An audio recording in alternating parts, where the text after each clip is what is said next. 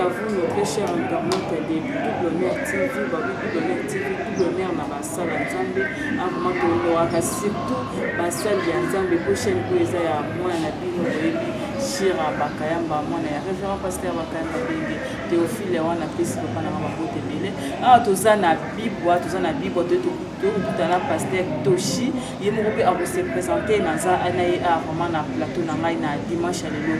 Bonjour papa et bon dimanche. Ah bonjour maman. Papa, oui, qu'on s'est présenté, téléspectateurs, on a vu sur Orlando, partout dans le monde, à travers Double Honneur TV, on s'est présenté, pasteur Toshi, l'église Ninipe, ya commune. Bon, ngai comme on a pasteur Toshi, mais bon keka, na zali pasteur, na Salem Tabernacle, na Bible. Alors vraiment, na remercier Nzambe mingi, na zape na ancien ngai, na zape na papa ngai, ou abotanga na nzoto pas à pasteur. Bofo Botoshime naza nauti na maboko ya révérend pasteur Baruti Kasongo ya Baruti Tabernacle ngaide nazali mwana pona bibi na maboko na ye et na pasteur po azali papa na ngai pe azali pasteur lisu na ngai ye pa ote pa Baruti donc comme on l'a Bofo Botoshime vraiment Zambia pambola bino. Merci beaucoup on a pesi bambo tebele na révérend pasteur Baruti Kasongo papa Nzambe apambolo toujours musala malamu surtout ba docteur Jésus wana et fiera biso makasi pour Nzambe ndaza Nzambe ba Nzambe les maîtres des temps et des circonstances papa na biso lelo bandimi mingi baza partout dans le monde ou pour expliquer biso William Branham Shekina bayeba vraiment te Shekina William Branham azalaka nani pe lelo oto komi komuna na l'église na bino ndenge botiaka photo ya William botie photo ya Jésus botie photo ya William Branham okoki ko expliquer bana na Nzambe histoire ya William Branham. Bon, merci beaucoup. William Maron Branham azali pour la azali prophète il y a 20e siècle.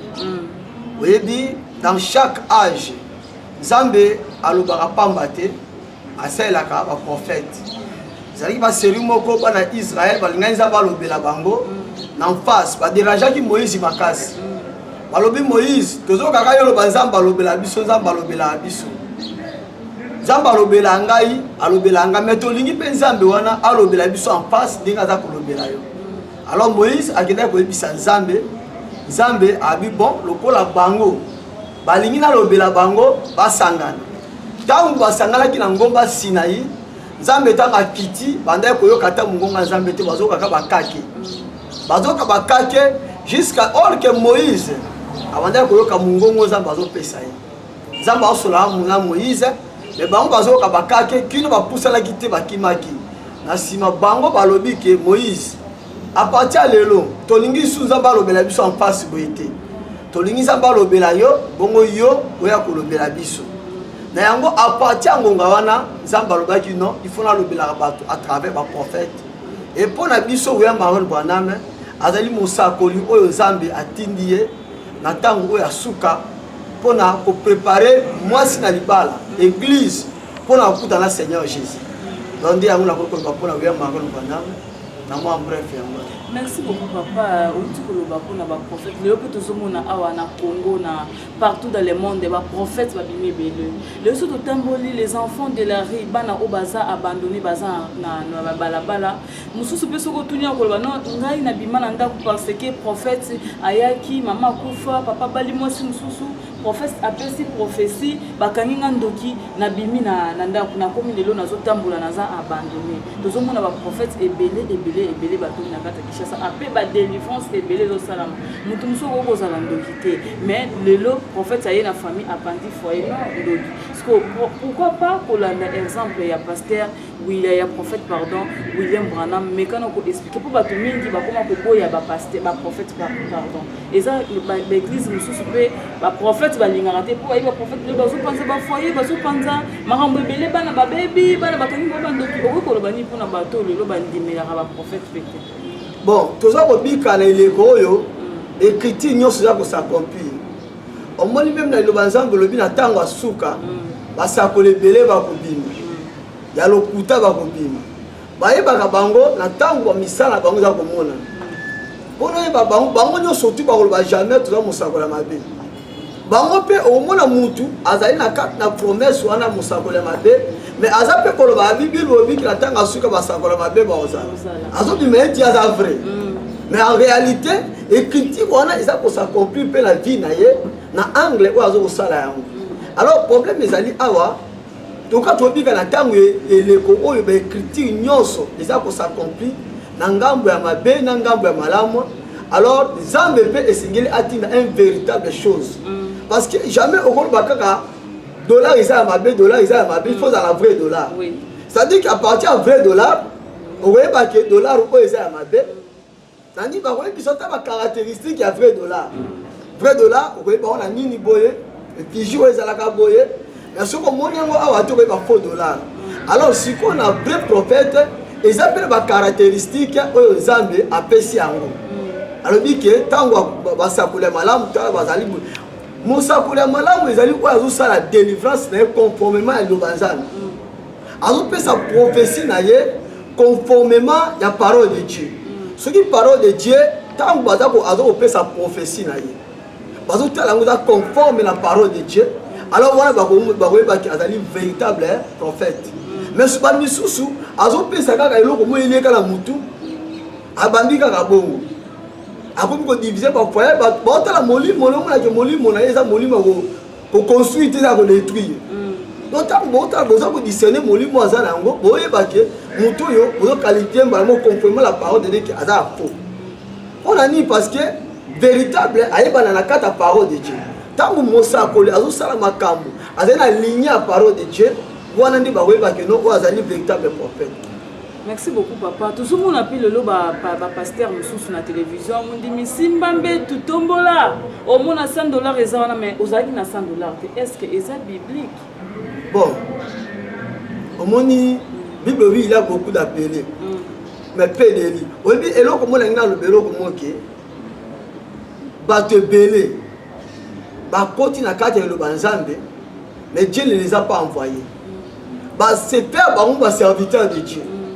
Na pesi exemple ngai dans une entreprise na ngai na engagé parce na dit que madame yo ozali journaliste monsieur ozali caméraman na yebi bango na mutu na yebi que na ntango na ofuta basali na ngai na ofuta bango ndenge moko conformément de l'engagé ba misusu ba yeko kota na nyangu sala nzambe zaka tindi ba misusu mais ba misusu ba yeko kota kana bango moka ka bongo parce que azali quelque part azali nganga abadé ko sala na mboka na bango bayebaki na kombo mususu bayebisi suko na Kinshasa ko bibenga nganga te benga prophète kaka molimo bonganga wana uzona na mama molimo koko na bango bando sala ba descendre na bango batikela bango bampungu wana alors siko azui yango loko les ofuta lisusu te parce que batu bayebi ke mikolo ba ngaso okende banganga te ba ko okende na bani na l'église lokola siko molimo bango bamoni ke toza sur na avantage au gagner te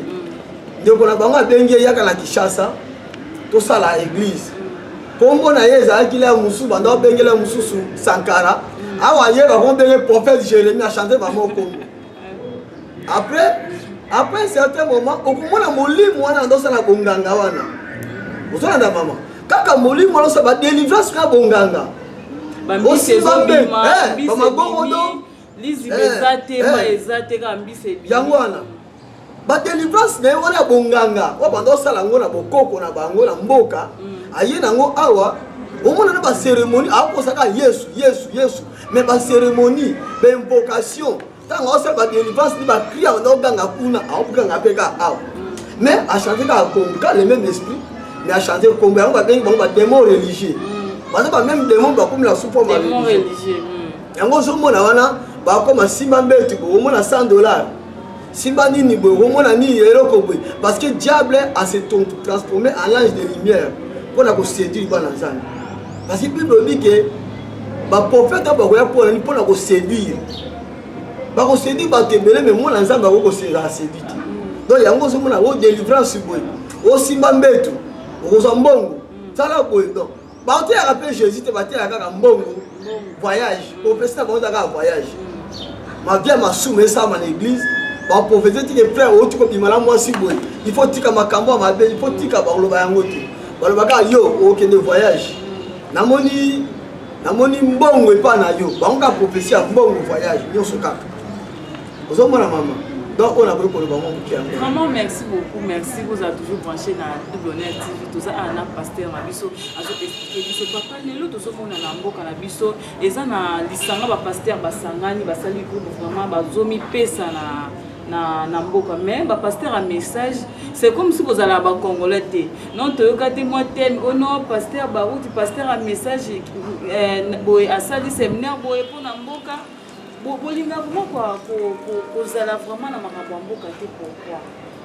merci beaucoup. Vous avez dit, il y a un message, il y a temps de la fin, où il y a William Marois Banane. Ils allaient pour préparer une église à la rencontre du Seigneur Jésus. Au moins, le pasteur est belé, parce que c'est la même mission, on va appeler Simon Lamokilio. Mission, on va appeler si. Bible dit rend à César ce qui est à César, à Dieu ce qui est à Dieu. Au monde de la politique, il y a des réalités. La réalité, aux alliés, on a les bandes au monde apparemment bien. Au monde a mis solo, au monde a cambébélé. Mais si on continue à catcher le monde, au monde la réalité, même l'homme de Dieu, on ne peut jamais accepter de vivre la réalité. Dans le côté pouvoir, même dans le côté opposition. Il y a un moment où pasteur a un message de la fin. Nous avons une mission. Mission, nous avons préparer une église. Pour préparer une église à la rencontre du Seigneur Jésus. Comme le frère Bonham, là je lui avais dit que la type sur message. Donc on a dit Jean-Baptiste pour nous préparer pour aller à l'Écosso. On a dit avec un message pour préparer ma seconde venue. Donc on a dit un message à frère Bonham. Bit nango ezali pour nous préparer épouse, pour nous préparer pour aller en coller sous Christ. Pour préparer, on a dit que tu préparer, on a dit que tu préparer mes thèmes à la ensemble. Parce qu'ils vont recevoir le Seigneur Jésus. Avec toutes ces choses-là, pour nous, la politique, bon, le pouvoir vient de Dieu. Mais la politique aussi, ça vient du diable. Le pouvoir vient de Dieu, mais la politique aussi, ça vient du diable. Et pour vous avez la réalité, on est dans la carte politique, on est dans la nzambe, on est dans la yangote. Ma kamouza lo koute ko bima, on est dans même dans ngambo opposé, ba ko bisa makamba lo kuta moko boy. Et ko salema parce que c'est une guerre.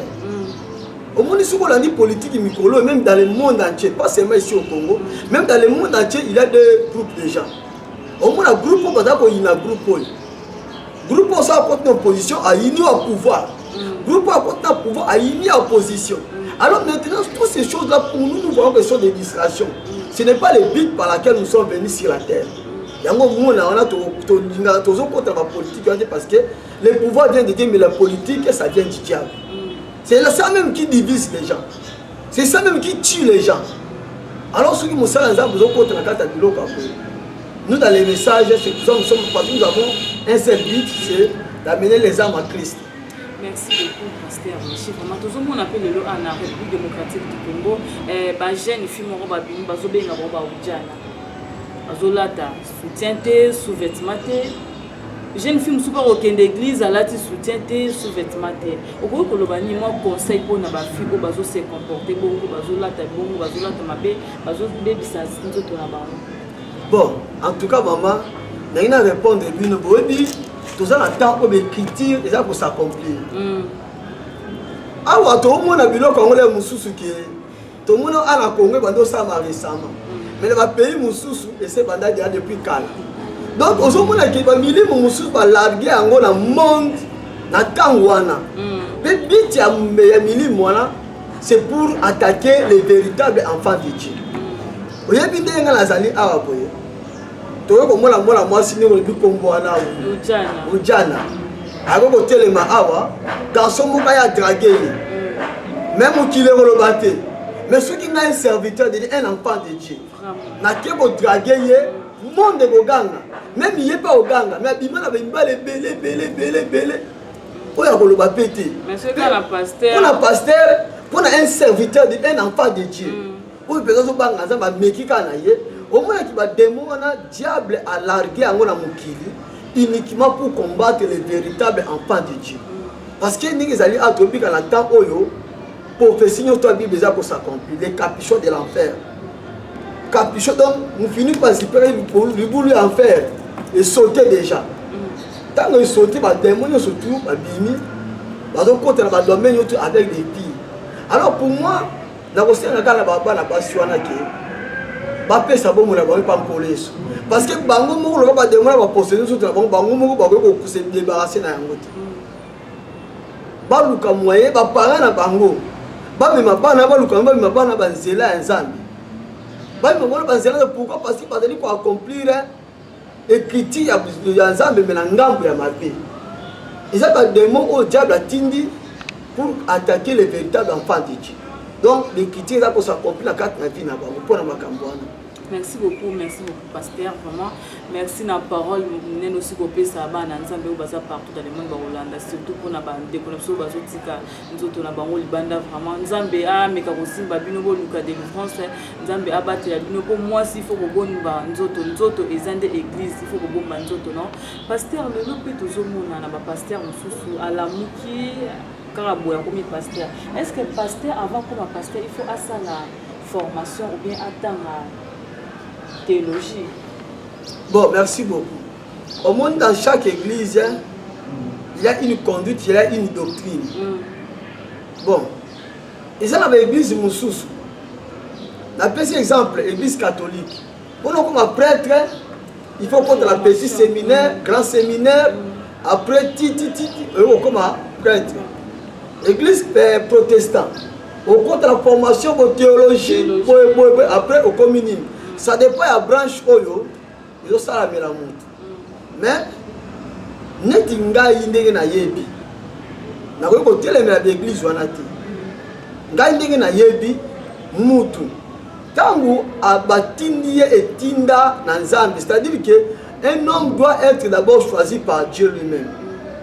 L'église est réussie, je ne sais pas sa vision à lui, il faut d'abord être convaincu que de deux, on peut la belé la musala nzambe. Musala nzambe ezati ko la muko vandi boye balamo ke ndeka même ba prêtre catholique, même ba pasteur protestant, ba kuta la bitumba ya makasi. C'est la vision qu'il avait reçue de la part de Dieu que il souffre tant même la zolo baboye. Ceux qui par exemple comprendre que ce n'est pas facile d'être un pasteur, mais la monnaie pour se présenter aux alliés pour moi la pasteur. Il n'a pas la pasteur, tout le monde qui a habitué ma macasse. Il y a un moment où conseiller la musique que être un pasteur, c'est porter la croix. Et c'est facile alors. Il faut même croire, il faut s'engager dans bitumba oyo. Le Seigneur le bunda na yango. Ok, nous avons âme, pas un diable. Toi, quand il va âme comme il pas un Christ, tu dois combattre diable pas dans mon à sa caractère.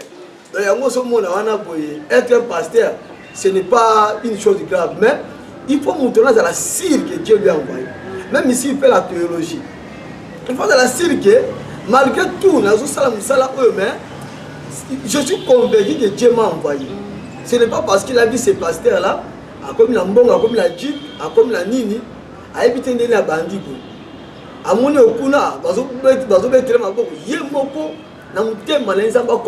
d'abord. C'est pour cela que évité, je ne sais pas, mais pour moi, je vais dire ce que moi je ressens dans l'expérience. Donc, mais pour la théologie, ça dépend de la branche qui est à côté. À côté. Mais Dieu m'avait. J'ai senti à moi que non, je dois servir Dieu. Et pendant que je servais Dieu, j'ai prié beaucoup. Je partais prêcher la parole. Pendant que je faisais ça, je faisais la terre. Sur la monnaie, il faut la terre. Sur la monnaie, il faut la terre. Mais je n'ai jamais appris par la théologie. Et après cela, l'église est née. Mais, ouais, ça la vision, je ne suis pas contre de ça. Pour la vision, papa, depuis maintenant, ministère, déjà combien des années? Bon, ministère, on a abandonné à l'âge à 15 ans. Déjà à l'âge à 12 ans, on a abandonné à côté na Yolo. On a collègue na Yolo. À l'âge à 12 ans, on a marché Yolo Capella. Maman, on a été à Bilamba Tombola. Il y a des fois, on a fait un Bilamba, on a tambour à la carte à Wézé. Na sende na tche Bilamba, pembeni, on dit au théâtre, dans le Nouveau Testament. Alors, il y a un moment là, il y a deux jumeaux. Bamaki n'époque ba mapasa mo mbale ba mais n'époque banda côté ya. Banda cassette ngapi na mo na lipasa wana. Mais je n'étais pas moko na bango. Et j'ai rassemblé les gens banda côté ya. Après mukolo mususu ka na ko sexabino mo muke. Na che bilamba ya mama na côté ya. Bake ba bisi mama na biso ba bi mama. Mwana na yo kuna atiki bilamba no ba yiba na miyibi kuna ko mi pasteur. Eh la sangisa ba mikolo. Maman yé na fimbo aza koyamba. Netika na fima Yesu. Aza koyamba mona oya oyibisa bilamba na nga akoyibisa bilamba na mbala. Tanga ba bisika bi. Papa c'est la maman na bino na sundola na bilamba la sundola na Bible la kima. Na bandimi. Na kibi fimbo. Na ba ko mona ma zela na oyoli ate. Na ya hité. Donc c'est ça que j'ai commencé. Alors nandenge pe na yeko koba après na komi ko mona Nzambe akomi ko continuer ko sela na ba capacité musu ba vision ba makamu susu akomi ko se révéler pa na ngai. Alors dans mon ministère na bande kaka côté na âge na baka 12 ans wana na bande côté mais côté na kembisa na mpena makasi na komi na 15 ans na komi côté na ba église sikoyo à partir du moment wana di sikoyo ko bana bosa ata ba na ko sa te ba 27 ans 25 ans na ministère. 27 ans déjà ça va. 27 ans na ministère maman ça va nzambe pas zo sala. Ouais. Zo mona vraiment vous a toujours branché dans un élément il y a église il y a pasteur na biso toza lelo a rester toujours branché merci. Prise la prospérité. Bango bakena bango kaka bomengo. Il faut avoir beaucoup de biens. Sengo za ba biloko ebele. L'homme te montre que tu es soyez. Il rencontre quelqu'un qui a beaucoup de biens. Alors, va prospérer. Alors, cherche encore pour accumuler d'autres biens. Mais si quand il s'arrête, yo, Kende, Luka Mosusu, Bakisa Mosusu, Bakisa Bébélé, Panayo, Fouka, comme Bébélé. Jésus n'a pas prêché l'évangile de la prospérité. Yes, à côté à Tessa, Malam et Abomengo. Est-ce que vous me comprenez? Alléluia. Et quand il a dit ça au jeune homme riche, vends tout ce que tu as. Donne le prix aux pauvres. Et viens et suis-moi. Amen. C'est laissé Dieu de sa vie. Maintenant, il était devant une épreuve. Tout ce que tu as. Donne le prix aux pauvres. Les premiers prédicateurs avaient déjà eu de l'emprise sur ce jeune homme. Beaucoup influencé.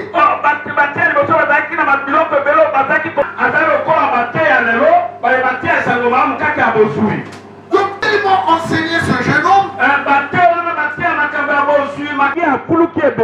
il avait des camions. Alléluia. Des pélas. Yes, I did say Masomana, que Dr. Kango.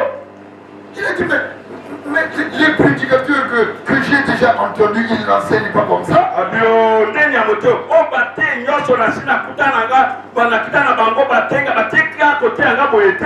on prêche la prospérité. Jésus n'a jamais prêché l'évangile de la prospérité. Vous le voyez? Il est où Jésus a dit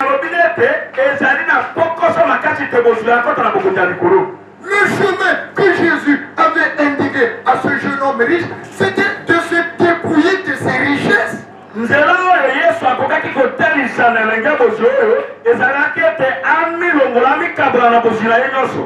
c'est la vérité. Jésus est le contre de Jésus.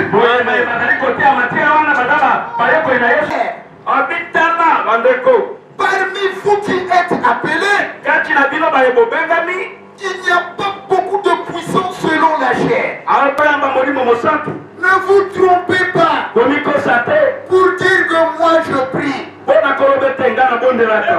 Le jeune homme riche priait. Ne regardez pas à vos biens matériels. Le jeune homme riche les avait. Mais cependant, il voyait lui-même qu'il n'avait pas le Saint-Esprit. Et soyez sincères pour chercher le Saint-Esprit. Est-ce que vous m'entendez? Alléluia. Plusieurs se disent, oh j'ai ceci, tu ne vois pas comment Dieu m'a béni? Ce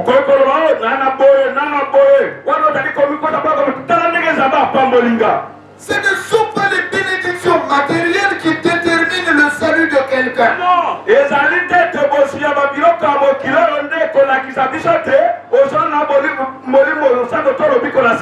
À cette question qu'il a posée à Jésus, Jésus lui répondit, va vendre tout ce que tu as, va vendre ça. Et viens et suis-moi. Alléluia. Jésus-Christ, lui, c'est un prédicateur totalement différent des prédicateurs d'aujourd'hui. Temple ya Jésus-Christ au pasteur na biso meshi akambaka awa na bibwa omoni ndenge bandeko na biso bazokumisa nzambe vraiment nzambe nde il faut to kumisa raye muto kumisa mususu azate na mokilo parce que soko okumisi papa ko décevoir yo okumisi mama cousine a décevoir yo mais nzambe o asali ko na se ye atika kabana na yete ata muki aboira abe ba oya yete donc muto okangama na ye ezaka ka nzambe na bomo na biso awa na se na moyi.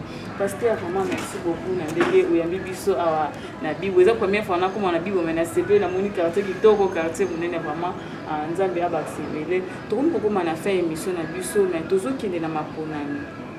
Pasteur okolo mo liloba moko ya pe ya kimia po yoza mosala nzambe. Liloba moko oyo ko soulager ba na nzambe. Tozo zela maponani sebe ko sala mabé ko sala matin. Oyo ko liloba moko pona Congo na biso RDC. Bon, voilà, ils allaient pour la mission principale même de la prière dans la mission. On a dit que pouvoir est autre qui pas ensemble. Pour le peuple congolais, nous considérons que nous avons ça. Pouvoir est autre qui pas ensemble. Alors, pour l'élection, la ligne est le Kanakimia. Et le Kanakimia, peine à la besoin de mutu. Aza la choix na motema parce que le bazambe le bete ceux qui ont sali choix yeloko moko conséquence na ceux qui sali mabe conséquence na yango yo pour participer na conséquence wana ceux qui eleki malamu victoire na yo pour participer na victoire wana na ebi ke pona ba konsi oyo ba ko pona bango il ne doit pas toujours avoir toujours des victoires non même ata ba meilleur bazo bunda bitumba. On doit toujours meilleur pour gagner toujours. Ce qu'on perdre, ce n'est pas un problème. Comme ça, toujours nous avons. Ce qu'on gagner, ce n'est pas un problème. Mais il n'y a pas que tant que vous gagnez, vous diriger, peuple, vous allez la bangwana, vous allez la bangwana, Zambé, vous allez peuple. Net biso ba mingi soit serviteur de Dieu. Tu servir Zambé, mais Zambé tout le monde a été. Tant que servir ba peuple wana, directement tu servir Zambé. Même le roi, même le président, ils sont comme des serviteurs de Dieu. Quand vous allez servir le peuple, peuple wana baza malamu, bazali ko sepela, bazala ni la kimia. Alors directement vous allez ko servir Nzambe. Na yango elonga na kosenga, na lingi pe ezala. Makila etangate, na lingi peza ke non mboka ekamba manandenge moko ya malamu, surtout Congo ezali mboka ola monde entier za mboka moko oyo ezala bandime belé. Ils sont des chrétiens, ils balingi lo banzambe mingi. Tandis que dans pays mususu, ba yebete makamanzambe te. Alors quand vous servi peuple, na carte mboka wana, ces peuples là sont les peuples de Dieu, directement qui servent Dieu. Donc elo na koloba pour l'élection yango wana, nzaba pambola yango et que de la kimia ba konzi, ba sala loko oyo, ils allaient volonté ya libota na bango ya peuple na bango. Merci beaucoup papa. Vous pouvez sa numéro dans votre téléphone, sur WhatsApp, Facebook, bande de baza partout dans le monde Hollande. Peut quelques dédicaces, bande de baza partout dans Hollande émission oyo. Peut si bon ambote ba bon dimanche na bango. Bon, numéro dans votre téléphone, ils dit 081 19 31 735. Donc ceux qui vous continuez même attend na WhatsApp, vous avez un numéro en akaka. Facebook pe nazali. Bon, ezali toshimebonkeka@gmail.com. Wana nde okozwanga na kata nini wana na Facebook. toshimebonkeka@gmail.com nde okozwanga na Facebook. Tete dédicace na bande kono baza di banda mboka bonta l'émission. Bon, na remercier beaucoup d'abord les révérends pasteurs Baruti Kasongo. Nalingake mingi ata papa na ngai yene mutasali yene mutachenga maboko yene mutachenga maboko akonsaka ministère na ngai na remercier papa na ngai pasteur Bofoko Toshi ye pas pasteur abota ngai pe yo boza mwana pasteur na fait mwana pasteur na remercier makasi na remercier famille mobimba ya foyer chrétien message de la fin même ya foyer chrétien monde entier na remercier pe bandeko nyonso oyo bazali kosoutenir basala nzambe na église oyo osambelaka na bozwi na yo na prière na présence en tout cas nzambe apambolo mingi continue na bitumba oyo pino ete ekolo Yesu Kristo akoya. Merci beaucoup wana pesi bambote belé na Maman Solange Mbwaki na Suède. Maman Solange bon séjour à Kinshasa vraiment togendaki na orphelinat kotikela bana na biso bana oya nzambe biloko. Maman Solange Mbwaki nzambe apambola yo abakisa ya belé mingi bayaka kini asokipe na famille na ye setu azongi me yo outi Suède okanisi ba orphelin nzambe apesa yo kimia nzambe apambola wana pesi bambote belé na Priscilla Bakuba mwana Maman Solange Plamedi Bakuba mwana Maman Solange na pesi bambote belé na Maman Nicole Sassi na Suède nzambe apambola bino ndenge bokanisi ba orphelin. Maman Marie Tedika na Suède nzambe apambola bino amona bino abakisa ebele. Maman Marie Mombongo na Suède ba mama ya Suède ba mama obalandaka Yesu bazala nde na Suède na ibarate ba mama mutema malamu nzambe abakisa ebele. Guylaine Ngoma na Suède mama Guylaine Ngoma nzambe amona yo abakisa ebele. Mama Anita Fundei na Suède lelo ka ba mama Suède pardon ba mama Suède basali eloko moko vraiment nzambe abakisa ebele.